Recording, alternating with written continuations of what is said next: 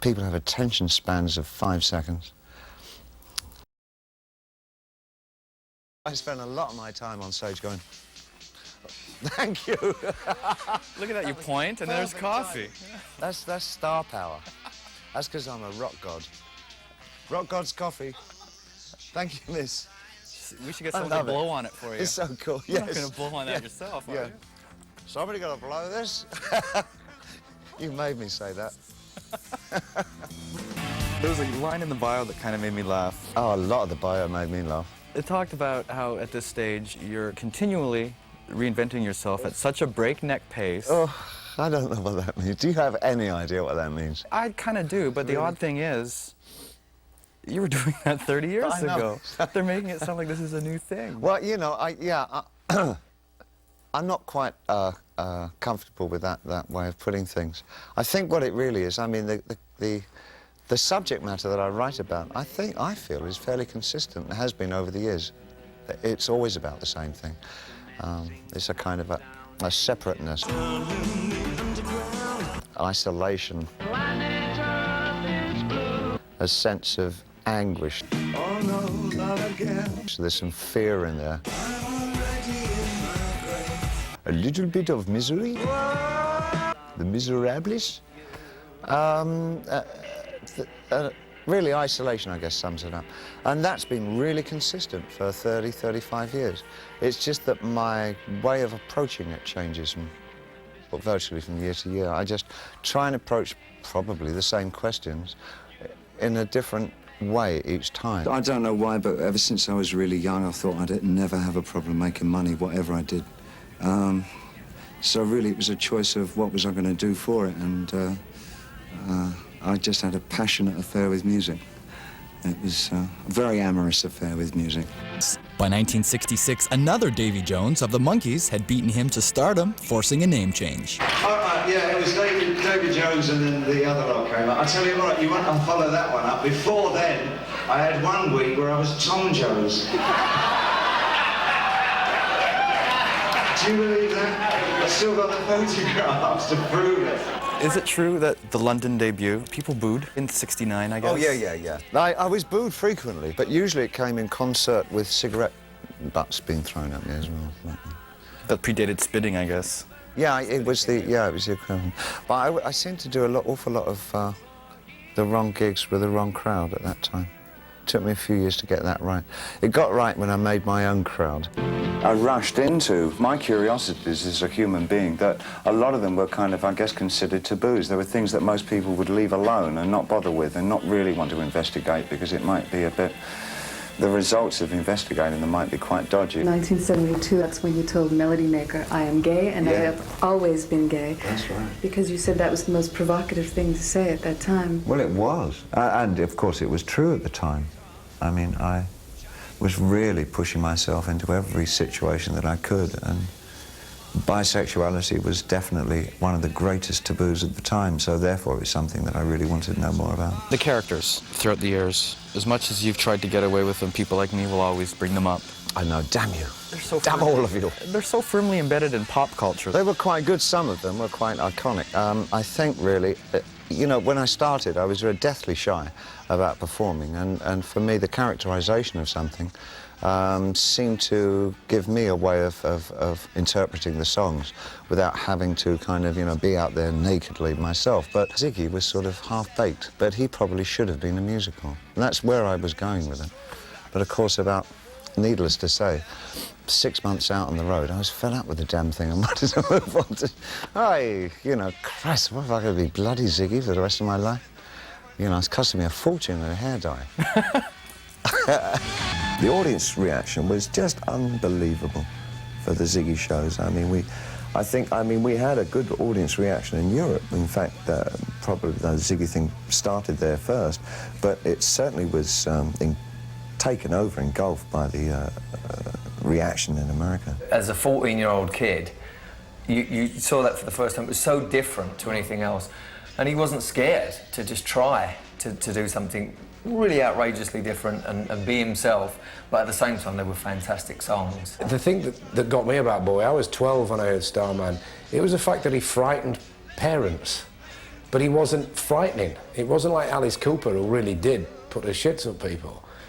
You know, Bowie was just this like, my God, he's wearing makeup. And I found it fascinating that he was such a threat to people over 35. I think it was very playful in the beginning. It was playful and it was camp and it was just over the top with Ziggy. I used to be able to stop traffic quite easily by just walking down the street. No more than that, just because I had long hair. For the longest time, you dealt in illusion on the stage in the form of characters, and for the longest time as well, the audience had a hard time separating the artist from his creations. And I think it can be said in the 70s as well that you had that problem. This could be said. I hoped that it had been put to rest in 1976. But it did follow me around for a long time.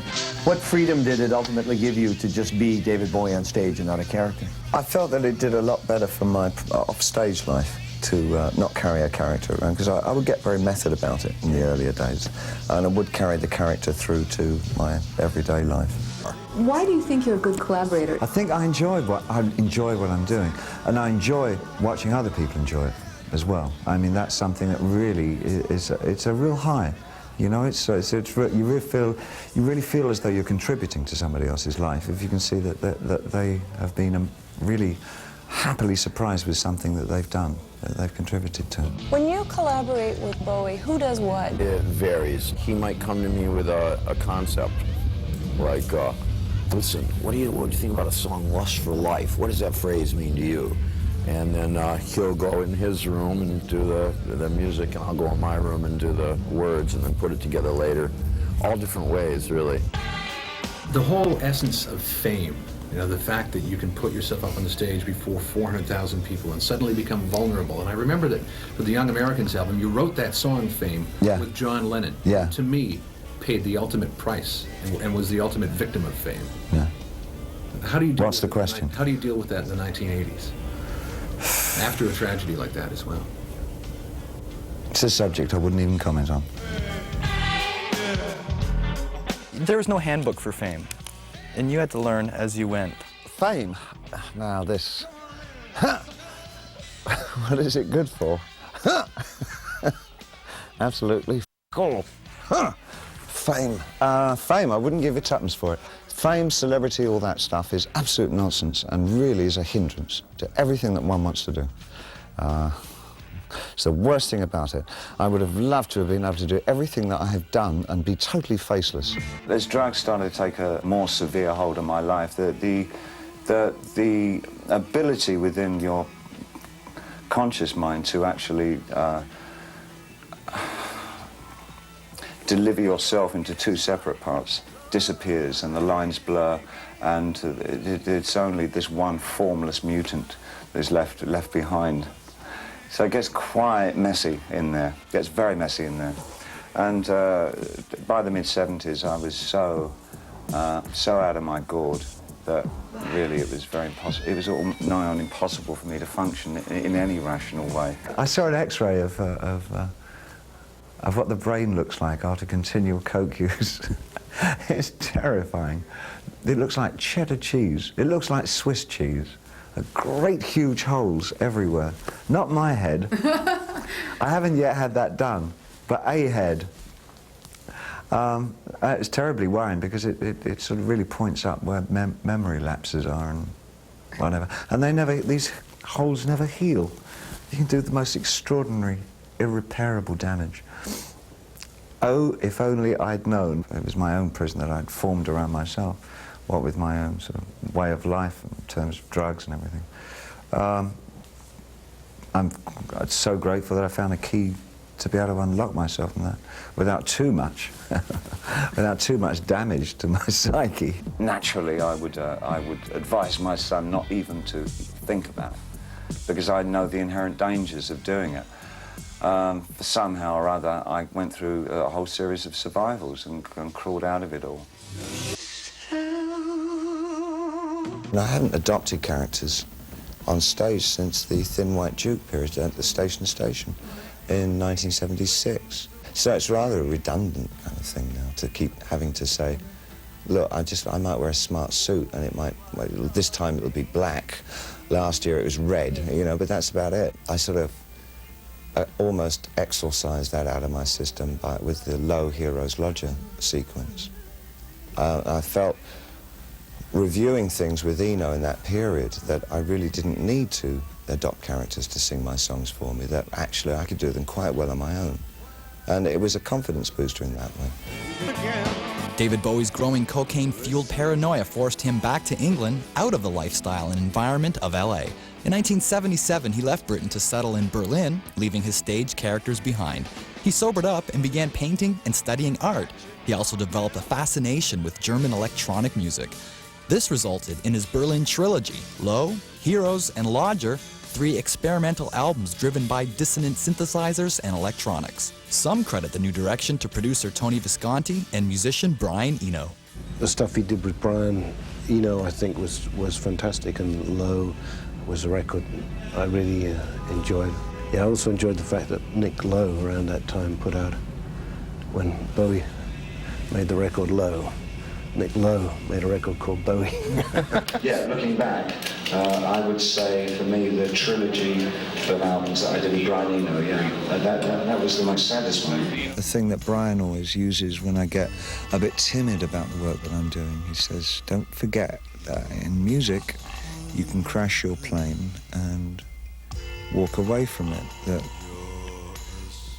art really isn't that full of life-threatening situations. What Brian is really good at, it's the way that he doesn't do anything, which coaxes the best performances out of the people that he's working with. I wanted to make a kind of music that was like a landscape, you know, that invited the listener to enter, not with me as a guide, but said, here's the landscape, you find your way through it. He has a keen sense of conceptualism, and what he does better than anybody else that I've met is he's able to frame something and give it a context. Brian introduced me to a whole different system of writing at the time. I mean, I was really feeling stale in the mid-70s. I was physically, spiritually, and emotionally drawn. It's the best word I can use. And he really sort of filled me back up again with a new sort of inspiration for writing and how one can approach it and why one should approach it. I mean, Eno is an extraordinary person. Eno and I came up with what we call planned accidents. We'd put 2 pretty solid statements together and it would inevitably produce a 3rd piece of information. And that's what you listen for. And when you take that 3rd piece and you start playing around with that. Being a diehard David Bowie fan, just because his approach to music has always been so amazing. You know, as a songwriter, he's phenomenal. As a singer, he's phenomenal. But also the fact that stylistically and aesthetically, he's always been remarkable. You know, in the mid-70s, when everyone else had, like, you know, was making prog rock and, you know, doing like 20-minute guitar solos, he's in Berlin making really cool electronic disco. You know,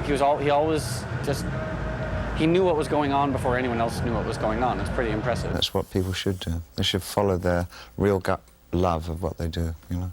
There's nothing more, I think, embarrassing than watching somebody who doesn't love what they do, but does it because they believe that's the way they're going to be loved.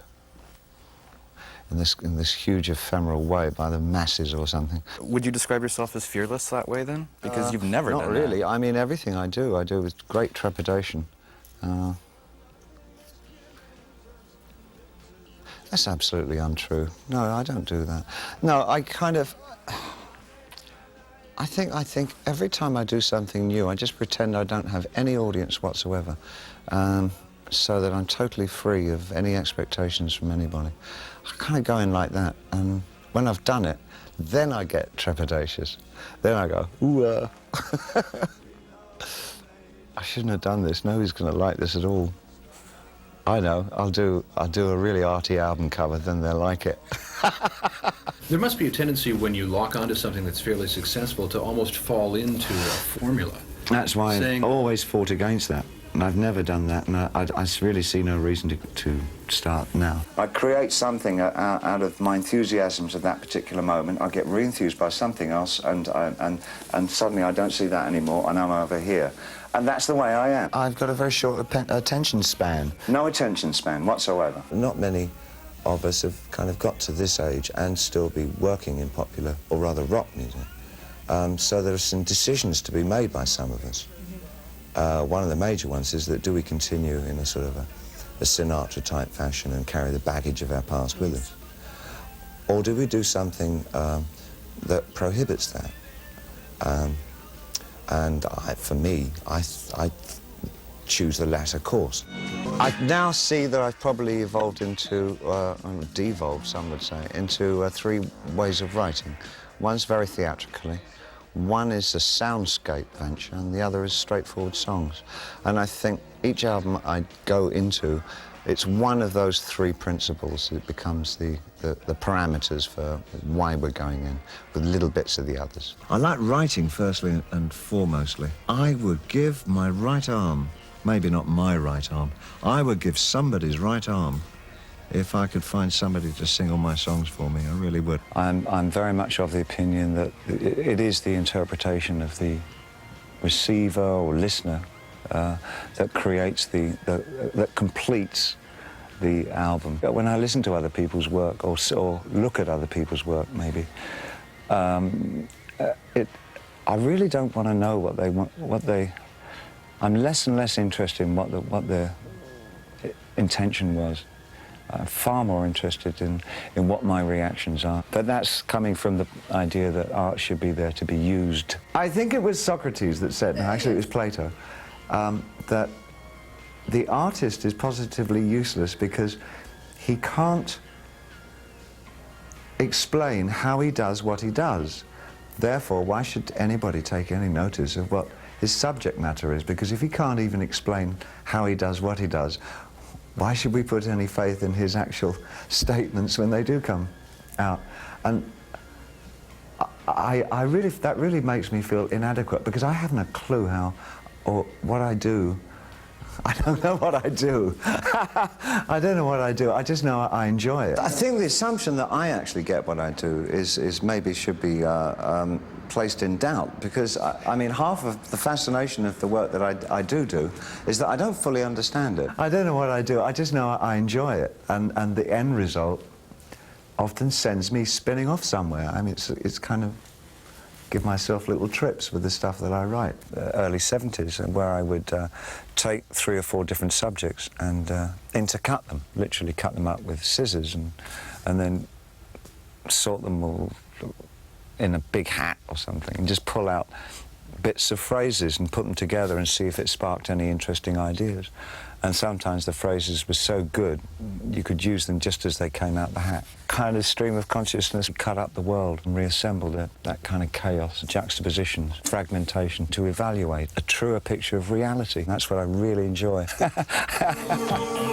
I lost all confidence in what I was doing, and I hated what I was doing, actually.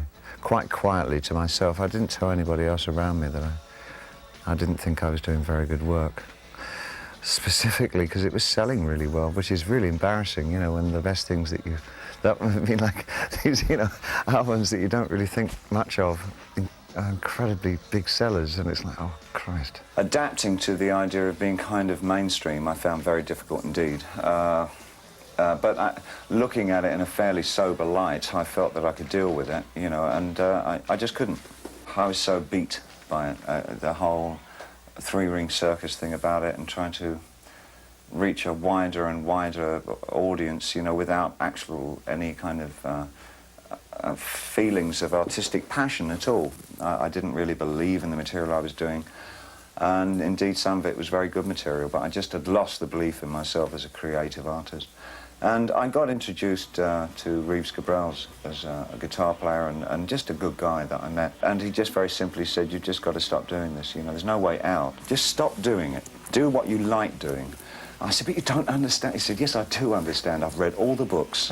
and that was it, really, and I just stopped doing it, you know, and I formed Tin Machine with the really quite clumsy idea that I could just disappear into a band anonymously.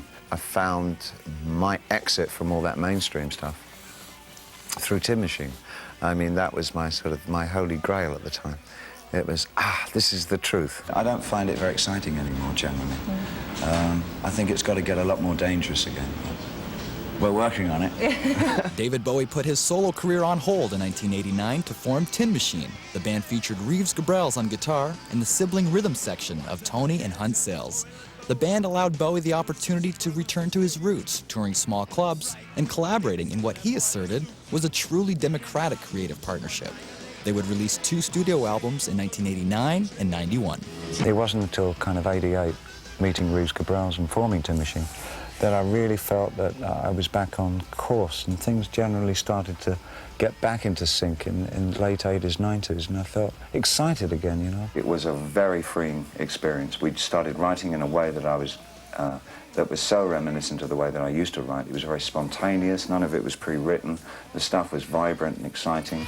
It actually worked for me as a vehicle for getting back to my own personal standards of writing and producing and all that. So I think it was one of the better things that I did. And to follow through from that, I've actually liked an awful lot of what I've done in the 90s. I'm really proud of that work. I think there's some very good work in the 90s. But I do start off with a clean slate every time. I really try and think, what is it I think now? What is it, where am I going? Philosophically, how am I looking at my life and the lives of others and how we live our life? That's kind of where I go from each time, I think. I kind of added on to this canon of things that I've developed that I like to harness their energies and the ideas from those things. Everything for me, from early rock, then through rhythm and blues, through early electronica, all those things I keep drawing upon. After 93's sophisticated and soulful Black Tie White Noise, he would reunite with Brian Eno for 95's industrial techno-influenced Outside, a return to concept records featuring characters. When I was doing the characters in the early 70s, I think it was some problem for me about whether they were stage characters or recreating aspects of my life and taking it on stage, or whether the thing was evolving on stage and I was then pulling it back into real life. Now I think what I'm doing probably to protect my own sanity is that, in a way, it's a precaution, I guess. Instead of inventing just one character, I've invented about 7 or 8, and I think it enables me to retain the guise of an author, but at least I don't identify with them. The album is about atmosphere. It's about the sound of 1995. In 1997, Bowie would push himself further into the post-grunge industrial world with the jungle-influenced Earthling. Since the early 90s, I was really impressed by what was happening in London with this new music at that time called jungle. And I touched on it on the Outside album on a couple of tracks. And I wanted to kind of create a hybrid with jungle and rock.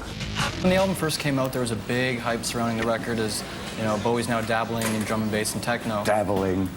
It's techno influenced. There's a great mix of the organic sounding guitars of Reeves. Yeah, well, I think what we're still doing, is really unlike anybody else. It's certainly influenced by dance vocabulary. We would be the first to admit that, but we like that kind of, particularly the drum beat side of it, very much indeed. But I think what we're doing, the hybrid that we've created, is, I feel, a very positive direction for us to go as a band. And really, there's virtually nobody else doing it. Being 50, I want to see what you can do as a rock artist at 50. And everybody else can do what they want to do, but I know what I want to do, and I've got the chance of doing it. It's extraordinarily exciting for me because I honestly don't know what's going to happen, because I really feel that if I had to lay back on what I've done before, I'd much prefer to stop. But while I'm still wildly excited about what I do as a musician, then that's the course that I choose to take. What is it that attracts you about jungle, apart from the fact that it's the latest thing? Because I always love the latest dance. I mean, my approach is really quite consistent. I don't like why people think that I change all the time. I actually don't, you know, I do the same thing.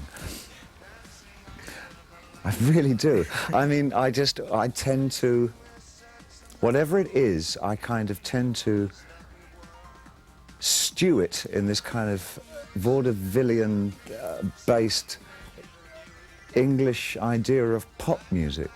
It's rock meets pop, it's soul meets pop, it's in all its dicky pride tackiness. Hello, Mum, I'm 50. You still got a funny haircut. On January 9th, 1997, at New York City's Madison Square Garden, a tribute benefit concert took place to commemorate the 50th birthday of David Bowie. Special guests included Lou Reed, Robert Smith, Sonic Youth, Foo Fighters, Billy Corgan, and more.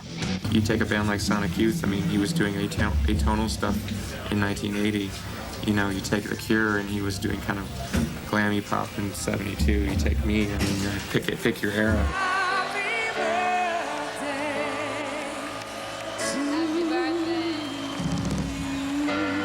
I'm enjoying it so much. I'm going to do this every year. I'm going to be 50 from this point onwards. I haven't lost one iota of enthusiasm for life. I'm extremely lucky that way. I really am. It really is a blessing. As I get older, I get more and more selfish about what it is that I want to do that I find satisfying. And it's definitely how one should spend one's life is... Because, you know, if you make yourself happy, a little bit of that sunshine can spread onto others.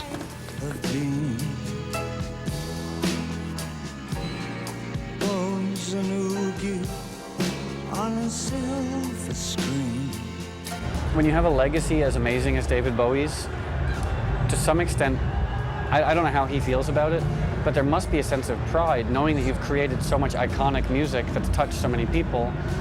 And the truth is, like, his new record is wonderful.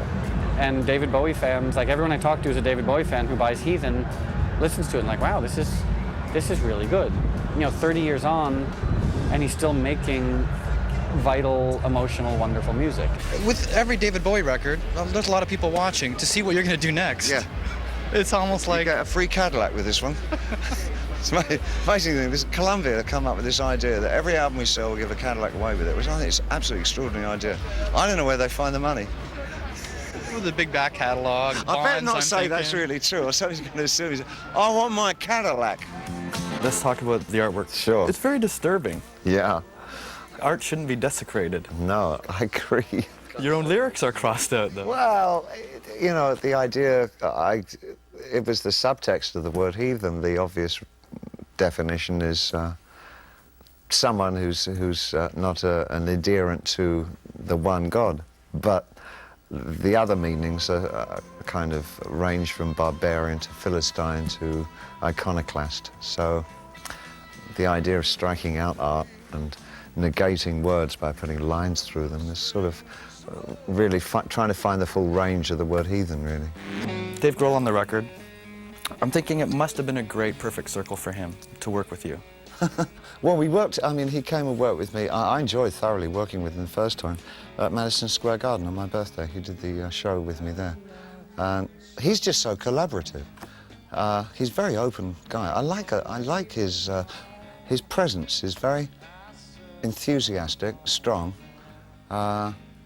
curious. I like everything about him. He's a very bright spark.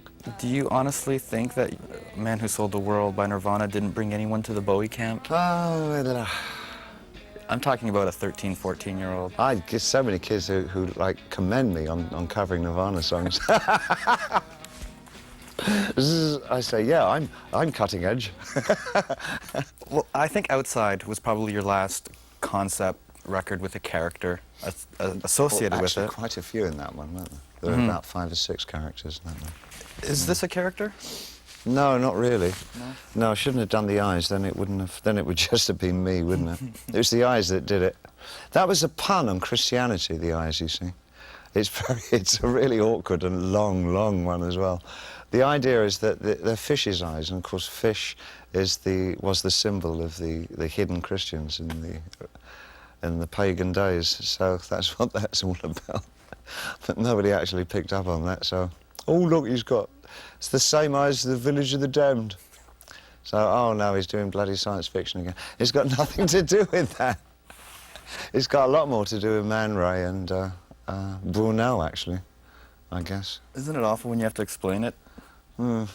Well, I get used to it these days. People are so dumb.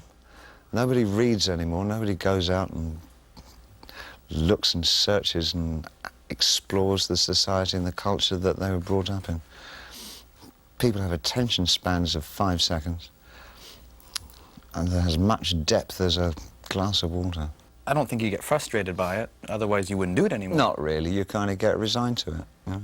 I mean, look, I've got to do it all for my own amusement, you know? It's like, I can't possibly kind of even begin to think that there's anybody out there that knows or likes what I do. So it's always a treasure when somebody does like what I do. I mean, that's always like really rewarding, you know? You think, cool, that's really good, they really like that. That's good, I won't repeat it then.